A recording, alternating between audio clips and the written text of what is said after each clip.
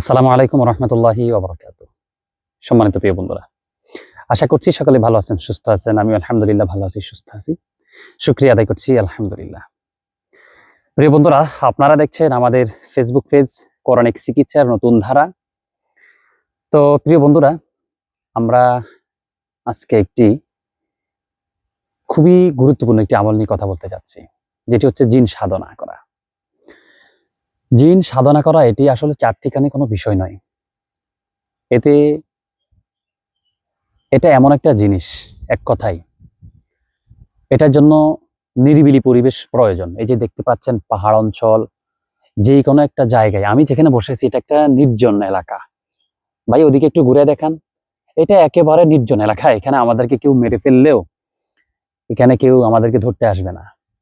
তো সাধনার জন্য প্রয়োজন কিন্তু কিরকম নির্জন নিরিবিলি একটা এলাকা বা একটা এরিয়া।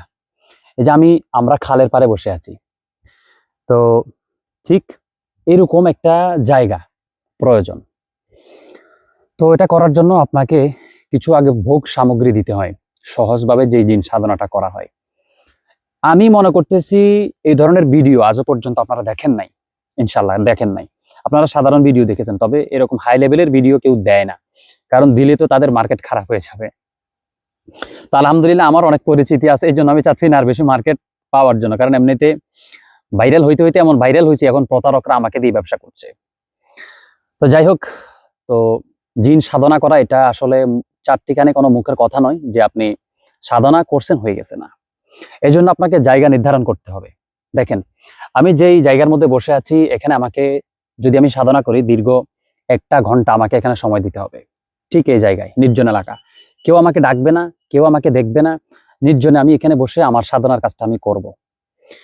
এই সাধনাটা করার জন্য সর্বপ্রথম আপনার কাজ হচ্ছে, আপনি এটা 21 দিনের সাধনা আছে, 7 দিনের সাধনা আছে। তো আমি 21 দিনের সাধনার কথা বলছি। তো 21 দিনের সাধনা হচ্ছে আপনি যে কোনো একজন ইফরিত জিনকে আপনার অধীনস্থ করতে পারবেন। তো আপনি স্ক্রিনের মধ্যে দেখেন একটা নকশা, এই স্ক্রিনের মধ্যে যে নকশাটা দেখছেন, এই নকশাটা দিয়ে কিন্তু আপনি অন্যান্য আরো সাধনা হয়তো বা পূর্বে করেছেন, কিন্তু এই নকশার আরো কিছু কাজ আছে। যে নকশাটা দেখেছেন, এই নকশাটা আপনি সর্বপ্রথম লিখতে হবে 8টা নকশা লেখার পরে একটা নিজের আপনার বাম হাতে এটা ধারণ করবেন, ডান হাতে না, বাম হাতে ধারণ করবেন। আগামী 21 দিন পর্যন্ত এটা আপনার কাছে থাকবে। আর বাকি যেই 7টা আছে, স্ক্রিনের মধ্যে দেখেন যে মন্ত্রটা সাধনার, এই মন্ত্রটা আপনাকে জপ করতে হবে। মন্ত্রটা জপ করবেন, আগে সর্বপ্রথম এটা নিজে নিজে মুখস্থ করে নেবেন 1000 বার পড়ে। তারপরে প্রতিদিন এই ঠিক একই জায়গায় আপনি বসে এই মন্ত্রটাকে আপনাকে 108 বার করে জপ করে, একটা শূকরের বাচ্চা হোক বা মুরগির বাচ্চা হোক, পাঁঠার বাচ্চা বা ছাগলের বাচ্চা হোক, আপনার সামনে রাখবেন, এক কোবে জবাই করবেন। এরকম চলন্ত যেই খালের পানি আছে, দেখান, এরকম চলন্ত যে খালের পানি আছে, পানির মধ্যে ছেড়ে দিবেন, চলে যাবে। আপনার এই মন্ত্রের কাজ শেষ, এটাকে জবাই করে ফেলে দিবেন, চলে যাবে। এইভাবে টানা 21 দিন পর্যন্ত করতে হবে, টানা 21 দিন। আপনি যেই পাঠা জবাই করবেন সেটা আপনাকে মাত্র 3 দিন করতে হবে।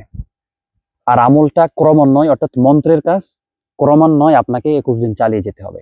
ঠিক একই জায়গায় এসে, নির্জন জায়গায় বসে মন্ত্রটা পড়বেন, আর আপনি ধ্যান করবেন, সাধনা করবেন এখানে এসে বসে। ব্যাস, সাধনা করার পরে আগে এসে যেই পানির সামনে বসবেন, ওখান থেকে গোসল করে বস্ত্রহীন, আপনার শরীরে বস্ত্র থাকতে পারবে না। ইফরিত জিন হচ্ছে সবচাইতে শক্তিশালী একটা জিন। একে আপনার বশ করতে হলে আপনাকে একটু নগ্ন থাকতে হবে, তা উলঙ্গ হতে হবে। তো উলঙ্গ হওয়ার জন্য এরকম নিরিবিলি একটা পরিবেশ প্রয়োজন। এরপরে আপনার এমন একটা জায়গায় বসতে হবে যেখানে আপনাকে কেউ ডাকবে না।